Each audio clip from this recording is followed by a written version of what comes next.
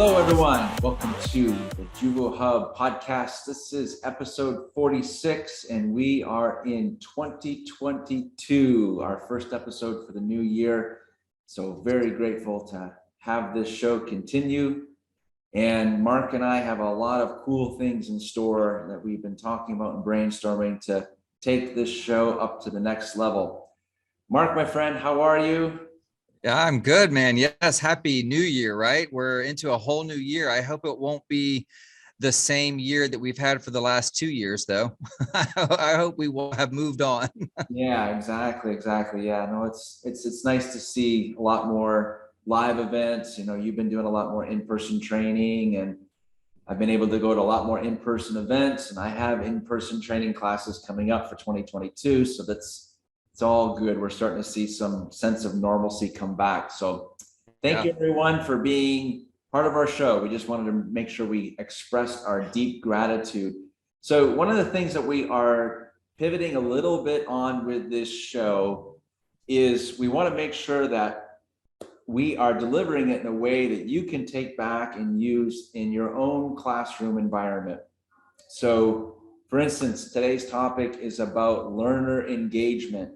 Mark and I have some very clear objectives that we're going to talk about, discuss, teach, and we want to present it in a way that you can take that back to your team. And so we appreciate our community. Thank you so much for those who are part of our community. And we look forward to many, many more as the year progresses. So we appreciate that. So our topic today, Mark, learner engagement. And you know, as we were preparing for this show, especially thinking over the last couple of years, you and I have both experienced seeing a classroom where there's just an overwhelming amount of negativity and disengagement from time to time by certain students.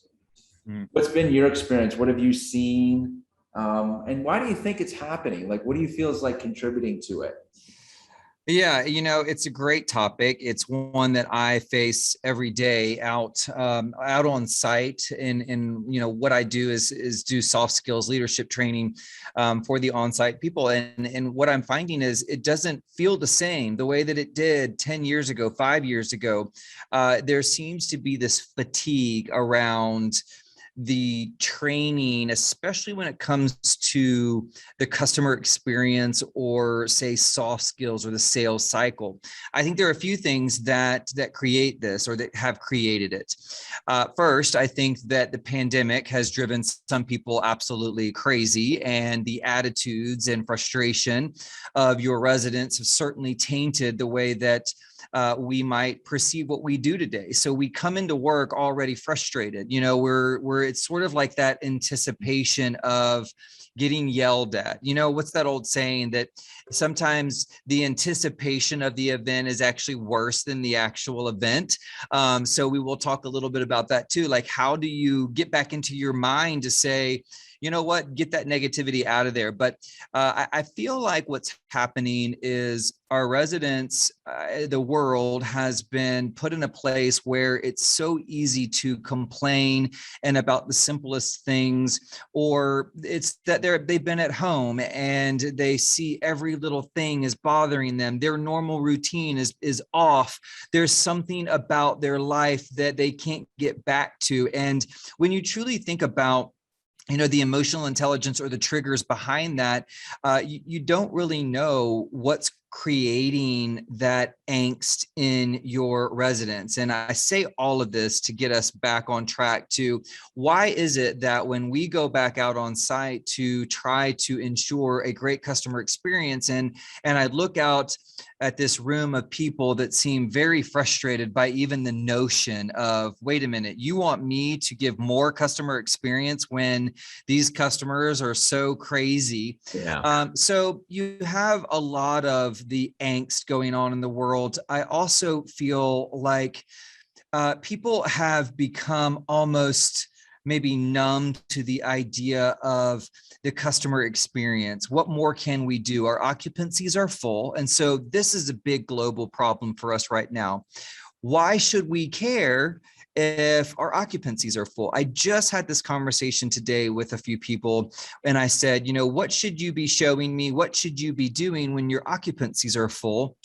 And someone said, well, I mean, I don't know, like there's not a whole lot we can show them if we don't have anything to show. And you miss the whole point of, yeah, you have so much you can show. You can show your amenity areas. You can show the property. You can bring them in, sit them down, still make them feel welcome, build the excitement of, yes, we may not have anything to lease here, but this is why you want to stay in touch with me in this property, because we're in high demand.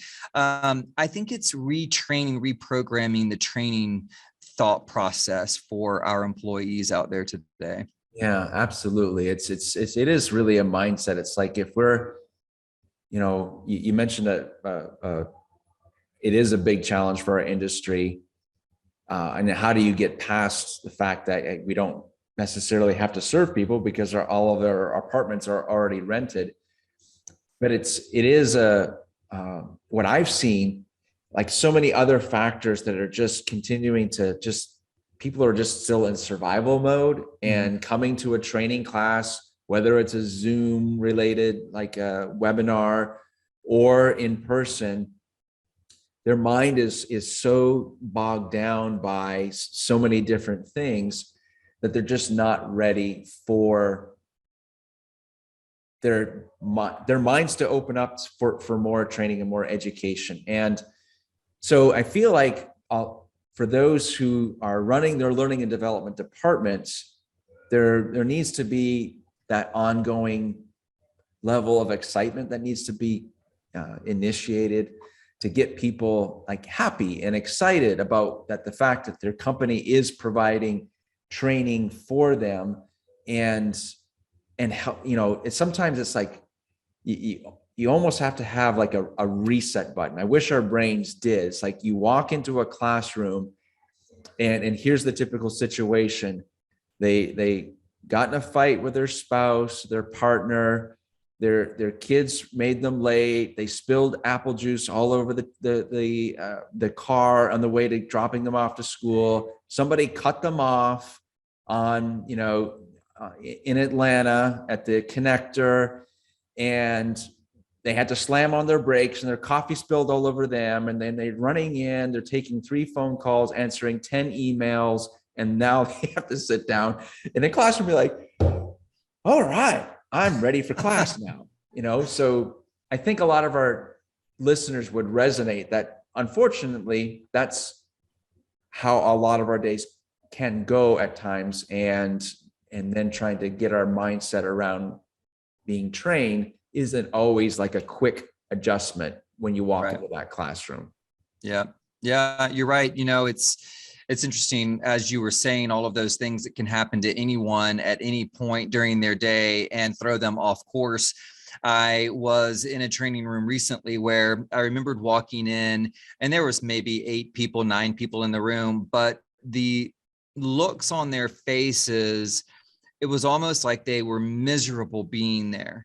Mm-hmm. And I just had to stop and I said, first, before we even get started, like, how are you guys? How was your morning? And my point to this is I wished more companies had the time or ability to do what I call like those mental health check-ins with their employees. It's funny, we either do mid-year reviews or end-of-year reviews before we really find out what our employees truly wanted from us as the organization. But when you think about someone's constantly changing world or life, what I tell you at the end of the year may not be true at the end of the next year. I might have needed something in the middle of that. And so I find that what I do first is to evaluate my classroom. And I have to ask myself, if I'm looking at a bunch of unhappy faces, I need to figure out why are you guys unhappy? Where are we today? And I started actually this session by saying,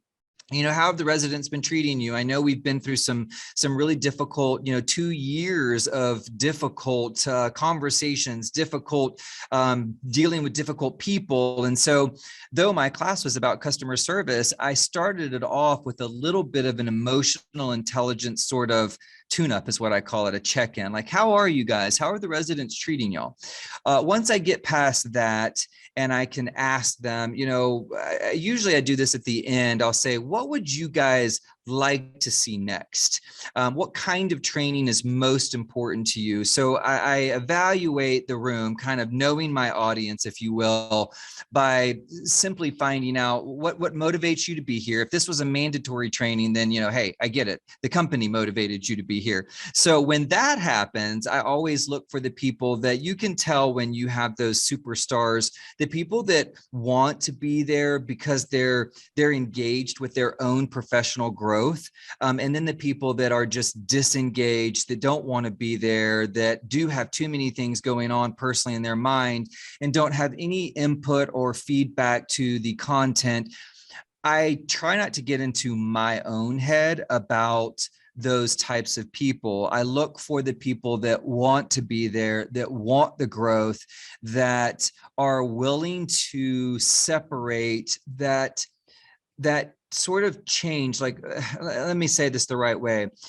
We always teach people, leave your personal stuff at the door when you come to work, but we don't always do that. Right. So I say that knowing that it's easily said, but hard to do when you have a lot of personal stuff on your mind. But it is, to me, a true sign of someone that is going to be an incredible professional that can do it. Right. I look at those people in the room and I watch the engagement. I watch the excitement. I look for their feedback. And those are the people that I want to nurture in the future. Those are the people that I see as the future leaders. And if there's only 2 out of 10 people in the room, then I'm happy that I had 2. Yeah, absolutely. No, that's awesome, man. Yeah, you got to look for that. A couple of things that you said, it reminded me of a class I taught. That's just a couple of years ago, and I was really having a hard time, like, reading the room, so to speak, and understanding what was going on. So it was an all-day class too. So, we're talking about marketing, we're talking about SEO, we're talking about some very nerdy topics, and but we're also kind of relating it to the overall customer experience. And I could just see, like the topic itself maybe was just like frying some brains a little bit. Yeah. So at lunchtime, I took the time and got to know the people that were in the class a little bit more, and in a comfortable way, went and had a little bite to eat with the ones who weren't engaged in the class. And there's like 2 things to me that I learned from that. One, we got a lot of introverts that come to these classes, and that just may not be feel comfortable speaking out in a classroom setting. And like you mentioned too, they just haven't been able to purge all of those things that happened to them just trying to get to that class for that day. So that kind of leads to, I want your thoughts on, Mark, on like we've talked about from an awareness standpoint, that we are going to have disengaged learners. It's going to happen. The contributing factors to why that happens. Mm-hmm. So let's put ourselves in the learner's seat for a minute. You and I are always learners. We're either learners in seminars that we're taking. None of us stop learning. We're always going to be in that environment. What do you do, or what have you heard from other people when your brain, your heart is in that disengaged funk? You walk in. What are some tips that we could talk about to help, kind of like turn that off and get ourselves ready for absorbing education? Sure. I think that, when I look at this from both of us speak publicly and we go on gigs where we walk into a room full of people that wanted to be in the room, right? But when you're talking about an organization having a trainer or someone that needs to train their own internal employees that are disengaged, and to me, that's totally different because, they didn't necessarily sign up to come to your training. It might be mandatory. And so the first thing I think that you have to ask yourself is, are you seeing that a lot? Is it something that is more recent? or more consistent. If it's something that is recent, it could be the temperature of what's happening in our environment, our world today, in our industry. It could be fatigue out on site. And like you said, they're not capable of absorbing more at that time. But it also could be an indication of, are you truly giving your employees the buy-in, or do they have buy-in to your organization? What else are you doing that is building trust? I find that when people don't trust the organization, or don't feel like they've been heard or have gotten what they have wanted in the past, or asked for what they've needed, then they're disengaged because they don't have a lot of faith in what you're peddling or pushing at that moment. So I always sit down with some of my clients and I say, let's really talk about where you think your company culture is today, because if your company culture is off, you don't have the trust, then they're not going to ever really truly be engaged in a lot of the things, especially if they're new, or additional things that you're asking them to do, because the trust hasn't been there. And I've talked to some of my clients about surveying their employees. You can use companies to do this. You can do it yourself, create your own survey, but get the feedback, ask for the feedback. I'd rather have the feedback sent to me internally rather than it hitting Glassdoor after the fact, after they're gone. But I think you can find out a lot about your company culture, the temperature of your employees, by simply surveying them, or truly sitting down with them when it's not a end of year review and saying, I want to do a check-in, like maybe creating some type of, once a quarter, a mental health check-in, or whatever, reading the pulse of your employees. But I know that people are more willing to give you that honest feedback when they feel like it's coming from a place of trust. Yeah, absolutely. That's awesome. And so it for our listeners, the takeaway that I'm hearing from you is, don't walk away from that classroom knowing that there was an apparent issue with some students, or even if you are the learner, if you feel comfortable enough, talking to your training director, do something about it. Like, something has to be done about it. Like, otherwise it turns into like just wasted time, where change cannot be initiated in order to make that next event better, that next session better.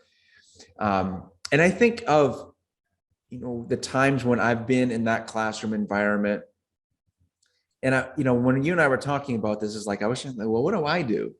What do I do? I think of what it just took to come and do this. There's 1,000 things going on, and lots of appointments, lots of meetings. And now I'm in a recording studio with you, and we're talking about, we're planning. And, so it's like it's the little things that matter. Mm-hmm. Is my phone shut off? Right. Is my iPad shut off? So that, and I'm doing this, I forgot to do it. So what's happening right now while you and I are talking about how to deal with being engaged? I've got text messages showing up on my phone. There's 3 people are emailing me because I forgot to just take a moment, and turn on that, do not disturb function, or whatever is available, so that I am present, right? In that moment. And I've heard some of my friends say, like, they even take just a mental moment, stop, take a deep breath, try and hopefully that will help purge whatever negative energy is going on, and be able to, so there's like, everyone has like their little maybe routine. For our learners, you got to find that routine, and you've got to be disciplined, because I think it applies not only to just a learning environment, but in order to be productive and get the most out of anything, we have to have our own set of rules in order to maximize that productivity. That's my thought. Absolutely. You know what? I couldn't agree with you more. And to make this message clear for anyone that's listening, that's the learner that seems disengaged, my advice is this: when you go into any type of learning environment where someone is teaching you about something that maybe is over your head, or like you were saying, the marketing piece was, whoo, you could see the glossy look in their eyes. I always encourage someone that if you're going into some type of educational experience, find the why. There's something that you can gain, something you can learn that makes you a better professional in any situation. And I truly believe this, that if I stay true to, I want to grow my professional self every day, then I could learn something from every conversation that I put myself in, even if it's being frustrated by what you're talking about, like teaching myself to, smile and be polite and be calm and, like ease and control my attitude. So it's funny sometimes when I'm in situations where I'm like, ooh, I really checked out of that conversation like 10 minutes ago. But what I get to do now is I get to practice all of the professional techniques that make you still seem, interested. So if you cannot be interested, then find something about where you are in that place that you can at least work on some type of professional incentive for yourself. I say this because there was something that happened in one of my classes. Actually, it happened twice. And I don't know if this says something about me or the learner, but 2 people fell asleep. And I don't know if that's ever happened to you when you looked out in the crowd and see someone sleeping. That is a trigger for me. I'm like, if you didn't get enough sleep, then I need for you to go home and get some sleep and come back another day. But it's so insulting to me to think that you show up for some type of educational session and you fall asleep. So either I'm boring you or you're too overwhelmed in life. But I think that's kind of my advice, is go into it asking yourself, what is it that I can take away from this time I'm going to spend? Because you'll never get that time back, right? And so why walk away from something thinking, wow, what a colossal waste of time? I don't want to live my life in that moment of, well, wow, I can never get those 10 minutes back. I want to think, what I learned about myself in those 10 minutes was this or that. That's kind of my take on it. Absolutely. I love it. That's great. So I think that really rounds out the discussion overall. So our objectives today, let's be aware of it. Let's make sure we're doing something about it. And let's see what we can do as trainers to address it even in the room. And then for us in our learning, when we're in those learning positions, make sure that we're doing what we can to be present and be respectful to the instructor. They've worked hard to prepare their material, and they are enthusiastic about sharing their experience, their tips with us. So, it definitely goes both ways. You know what, Mark, would be a really cool idea. I don't think this is a one and done topic. So we should ask our audience, we would love your tips. Please share them with us. What do you do if you're a learner? What do you do to keep yourself engaged? And if you are an instructor, a trainer that's listening to this episode, what are you doing to address learner disengagement? What are some tips you can share? Share it on the YouTube comments. If you have Mark and I's contact information, go ahead and share it with us on Instagram. However, we're on all the different channels, so whatever works for you. But we would like your feedback to share in a future episode on learner engagement. What do you think? Think that's a good idea, Mark? I love it. Anytime somebody wants to maybe even come on and we do a part 2, if you've got a lot of comments, then that's great. I love the feedback. I love any questions, any comments that you guys have about the topics that we're discussing. So yes, let's do it. Yeah. So please share. This is a community. We want your feedback. We want your experience. We want to be able to share your voice with the property management community, because that's what JuvoHub is all about, a helping hand for all of you.